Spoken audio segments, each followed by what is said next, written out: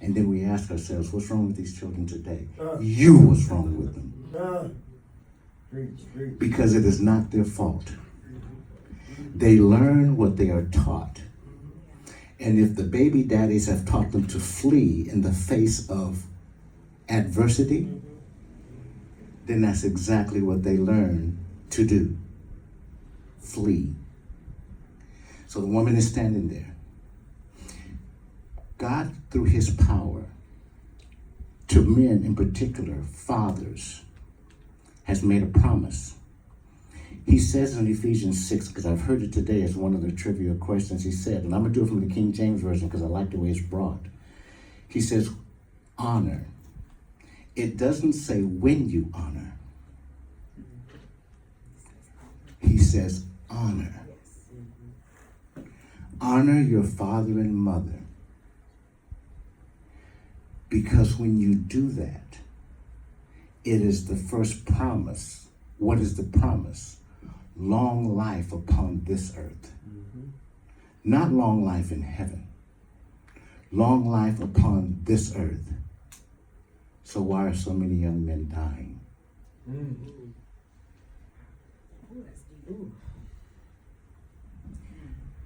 When you understand what Ephesians is talking about, even if you took one of those elements out, the word will still say honor. It is one of the first places in the Bible where the word honor is used, where God has told you to use honor other than honoring himself. Watch this. This is how powerful we are, guys. In the beginning in Genesis 1, creation heard two voices. See, creation heard the voice of God. When God said, let it be.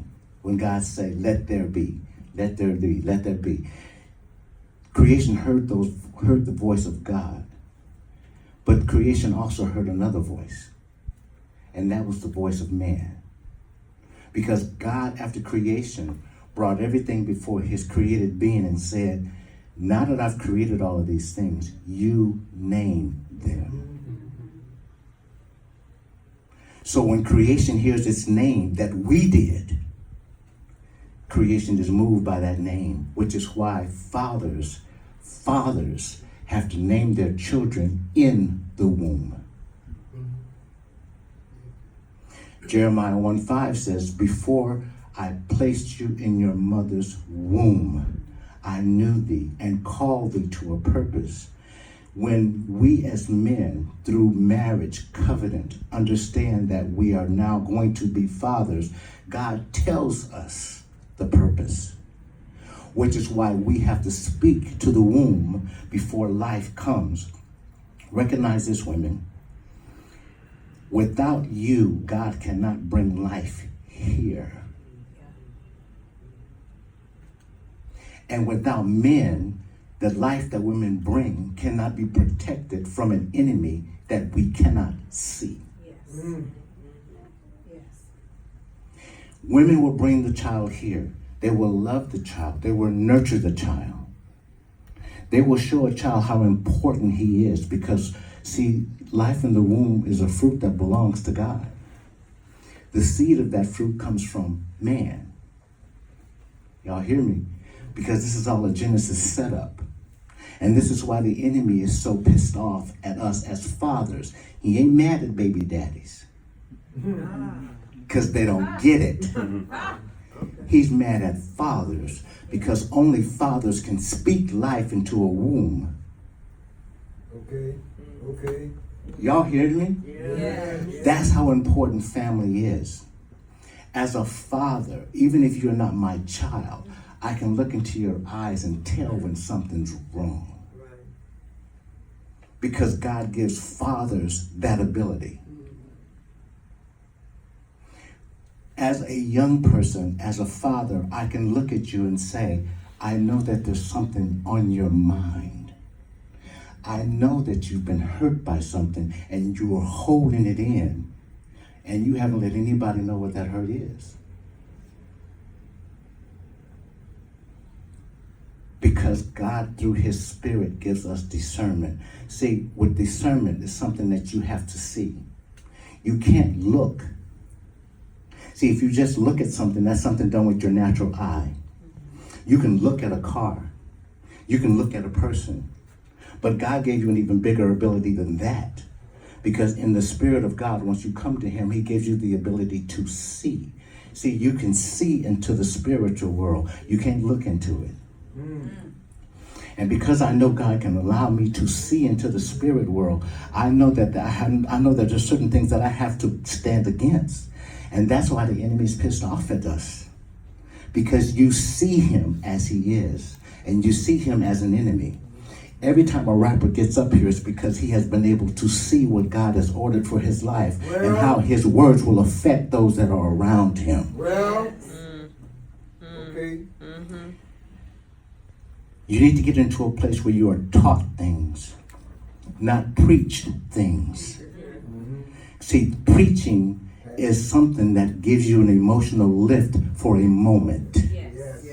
And so a lot of preachers are in their pulpit and they're waiting for you to say, amen, amen, amen. Teachers are different. And for a long time I was mad at God because I thought I was supposed to be a preacher. And it wasn't until he let me pray long enough and he got tired of hearing it. And he said to me, he says, I didn't prepare you to be a preacher. I prepared you to be a teacher. And there's a big difference. See, preachers are looking for your amen. Teachers are looking for your ahas. All right, I like that. See, when your aha goes off, ahas change behaviors. And when your behavior changes, you change the world. When you got the amen, you leave it in the church or you carry it with you for a day or two and then that amen is gone. And so you're waiting on another amen until next week. But see, in between that time, when you have an aha, you go out into the street and God said, see.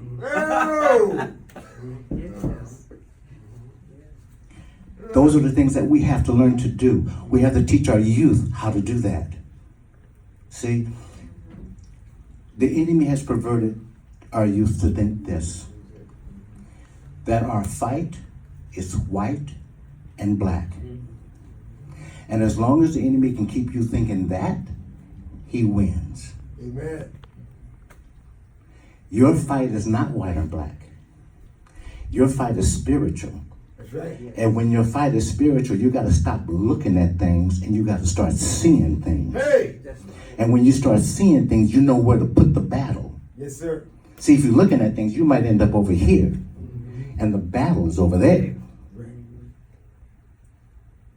Am I making sense? Yes, sir. Yes, sir. Let me just do something else here for you real quick.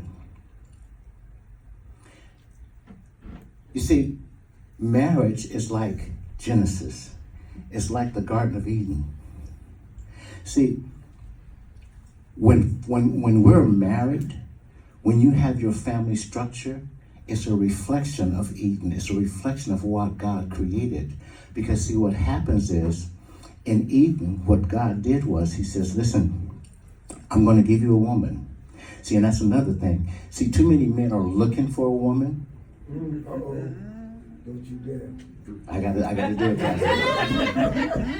Too many men are looking for a woman. And that's not how it works. Yes, sir. Yes, sir. See, God brought the woman to Adam. Uh-oh. But Adam was working. He was concentrating on what God told him to do first. And then he brought a woman alongside. If you do it on the other side, you ain't working, but you're looking for a woman. So you satisfy yourself with a twerk. No, don't.